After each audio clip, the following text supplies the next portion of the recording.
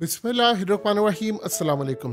पिछले काफ़ी दिनों से जब से हुकूमतें गई हैं, पंजाब की और खैबर पख्तूनख्वा की इलेक्शन का ऐलान हुआ है, मुल्क के अंदर बड़ी बदअमनी सी पैदा हुई है। लोगों का दिल बड़ा अफसरदा है।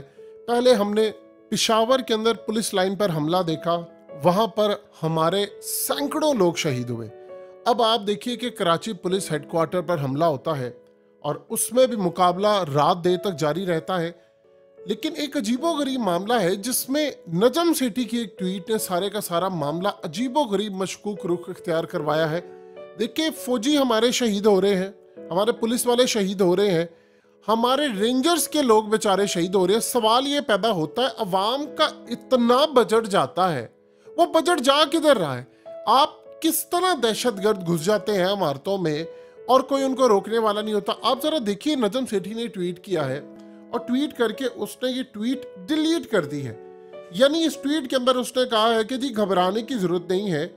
असल में टीटीपी वाले ऑलरेडी कह चुके हैं कि उन्होंने स्टेट सिक्योरिटी एस्टैब्लिशमेंट पर हमला करना है, तो लिहाजा किसी सूरत में वो जो डील खराब हुई थी उसके पॉइंट ऑफ व्यू से देखा जाए, इसको पीएसएल के हवाले से ना देखा जाए।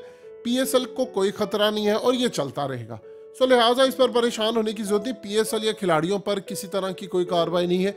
ये सिर्फ स्टेट सिक्योरिटी एस्टैब्लिशमेंट यानी पुलिस, सिक्योरिटी, रेंजर्स, फौज, इंटेलिजेंस इदारे, इन पर हमले वो करेंगे और किसी पर नहीं। अब आप जरा अंदाजा कीजिए कि नजम सेठी ने ट्वीट डिलीट कर दी है। नजम सेठी साहब, एक बात बताइए, आपका सोर्स अब क्या है? टीटीपी?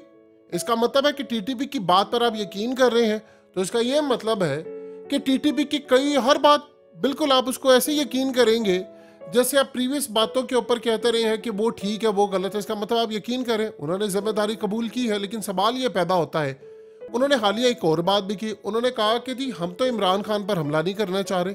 ये पीटीआई के लोग या इमरान खान ने जिसका कहा, उन्होंने कहा ये तो पाकिस्तान के सिक्योरिटी इदारे हैं जो ये काम करते हैं और जाली इनकाउंटर या फलाना ये वो ये करते हैं, हम तो ये काम नहीं करते, तो लिहाजा हम इमरान खान पर हमला नहीं करेंगे, ये ही लोग करेंगे। तो इसका मतलब है कि टीटीपी ने ये जो बात की थी, आप इसको भी तस्लीम करेंगे इस बात को।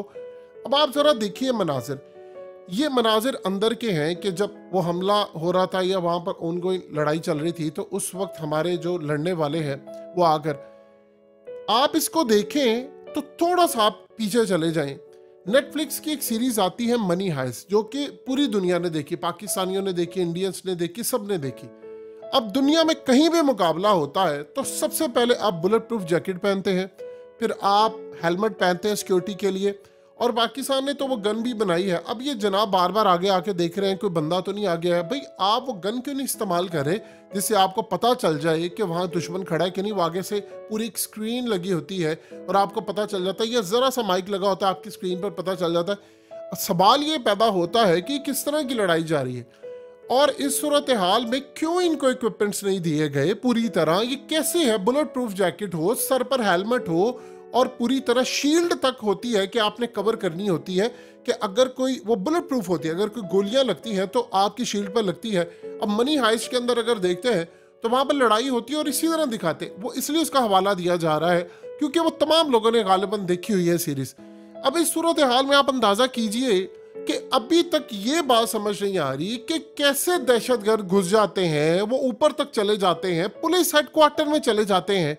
ये किस तरह है? हम लोग ये तो कह देते हैं दहशतगर्द मारे गए, टीटीपी ने जिम्मेदारी कबूल कर ली, हमारे वहां पर पुलिस ऑफिसर्स हैं। आप जरा इस ट्वीट को देखिए, इस जनाब की ट्वीट को। ये एक सहाफी है और उन्होंने कहा कि पुलिस हेडक्वार्टर पर जो टीटीपी ने हमला किया, हमले के बाद सिक्योरिटी इंचार्ज शराब पी रहा था, नशे में धुत था। ये यानी समझ से बात बाहर है कि कैसे वो दहशतगर्द आते हैं और वो आकर पूरे कराची हो, पिशावर हो, वो सारा कुछ मलिया मेड करके सिक्योरिटी इदारों के अंदर तक चले जाते हैं और उसके बाद आकर हमला होता है और हमारे कई जवान शहीद हो जाते हैं, हमारे पुलिस ऑफिसर शहीद हो जाते हैं। हमारे लोगों के अंदर गुस्सा है, वो पूछ रहे हैं कैसे, किस तरह ये लोग आते हैं। इतनी लेयर्स होती हैं, वो कहां से अंदर तक वो सारे क्रॉस करते करते बैरियर्स, वो चीजें, वो इतना हमला और सारी चीजें। वो जिस गाड़ी में आए थे वो गाड़ी सारी रात स्टार्ट रही है, अब उसको पकड़ नहीं पाए कि वो पूरे कराची के अंदर सेफ सिटी कैमरास है, अवाम का टैक्स वहां पर जाता है। और उसके बाद नजम सेठी का बयान ये आता, नहीं वो तो सिर्फ सिक्योरिटी एस्टैब्लिशमेंट पर हमले होंगे, ये हमले तो असल में PSL या किसी पर नहीं है। आप अंदाजा कीजिए दुनिया के अंदर आपका क्या पैगाम जा रहा है। अब आप यहाँ पर समझ से बात बाहर है, नए इलेक्शन करवाने हैं। इलेक्शन के लिए मुल्क के अंदर दो हुकूमतें, यानी पूरी तरह एक माहौल है, अफरा तफरी का माहौल है। इलेक्शन की तारीख नहीं दी जा रही। पिछली दफा हमला हुआ तो गरीदा फारूकी ने फौरी तौर पर ट्वीट किया कि अब तो इलेक्शन नहीं होंगे, और उसके बाद सारी उंगलियां उन पर उठी कि भाई ये क्या बात है कि आप पहले से नैरेटिव बना कर रखे थे कि हमला एक है और उसके बाद ये तमाम चीजें। ये अभी तक किसी को समझ नहीं आ रही कि भाई ये किस तरह सिक्योरिटी लैप्स हो जाता है, इतना बजट जाता है।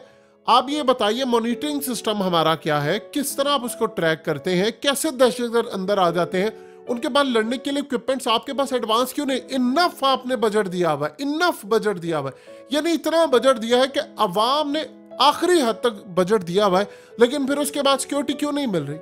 अब आप बताइए, देखिए आम बंदा बच्चे अपने प्राइवेट स्कूलों में दाखिल करवाता है। आप अंदाजा कीजिए हस्पताल प्राइवेट स्कूलों के अंदर जाने के बाद, हस्पताल भी प्राइवेट रहते हैं, उसके बाद गटर का ढक्कन तक खुलवाना हो तो वो भी सरकार की बजाय आम बंदा अपने पैसे से देता है। इवन के कचरा तक उठाना हो, गलियों में चौकीदार खुद रखें, निजी कंपनियों के गार्ड्स हम खुद रखें, उसके अलावा UPS सोलर लगवाएं, पानी के लिए टैंकर्स, तमाम की तमाम चीजें, प्राइवेट इलाज हमारा हो, तो वो जो टैक्स हम देते हैं वो कहां पर जाता है?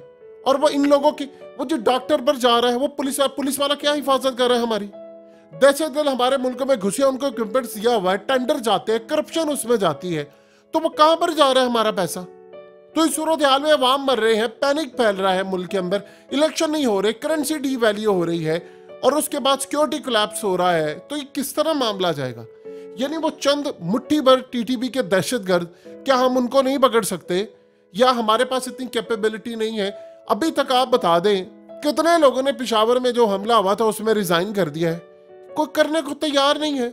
और इतनी हमने शहादतें, हमारे फौजी शहीद हो रहे हैं, बॉर्डर पर शहीद है, मुल्क के अंदर हो रहे हैं, अवाम शहीद हो रहे हैं, बेड़ा गर्क हमारी इकोनॉमी का हो गया, और फिर उसके बाद हम कहते हैं जी दहशतगर्दों को क्लीन अप कर दिया। और भाई अगर वो अंदर आए हैं, होस्टेज उन्होंने पकड़े हुए, अल्टीमेटली तो उनको मारना ही है। वो को मनी हाइस्ट की तरह थोड़ी है कि वो अंदर से होकर वो नीचे सुरंग खोद कर और कहीं ना कहीं से चले जाएंगे।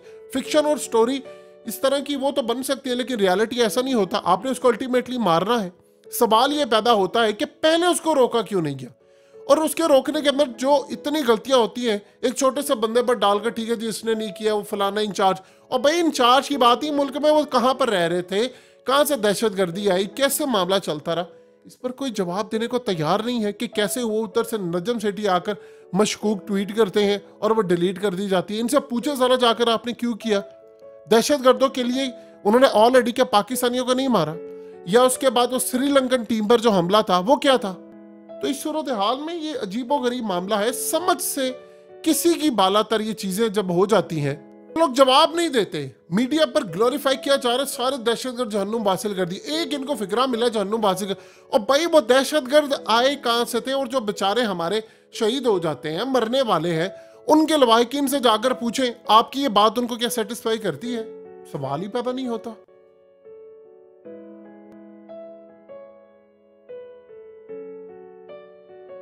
हकीकत टीवी को सब्सक्राइब करना मत भूलें, वीडियो को लाइक करें, शेयर करें और कमेंट सेक्शन में अपनी राय का इजहार जरूर करें।